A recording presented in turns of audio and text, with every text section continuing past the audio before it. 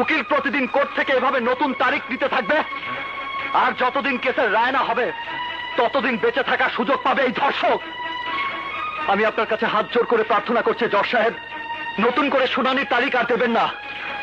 আমি আপনার কাছে প্রার্থনা করছি মে লর্ড, প্লিজ। আমি আদালতে যা বলেছি তাই এদেশের বাস্তবতা।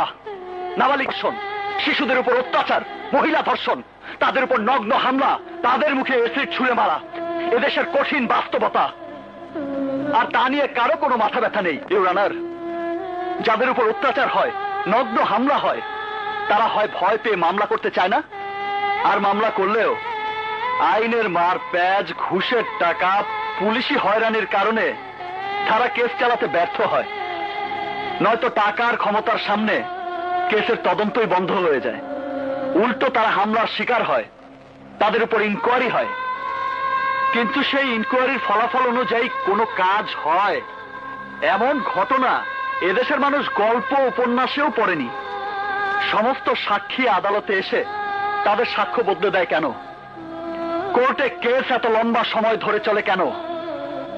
কোর্ট ও পুলিশের চক্করে পড়ে যারা কেস করেন তাদের বাড়ির মেয়ের বিয়ের বয়স পার হয়ে যায়, আর যদি স্ত্রী হয় সে বুড়ি হয়ে যায়, আর যে বুড়ি সে মরে যায়।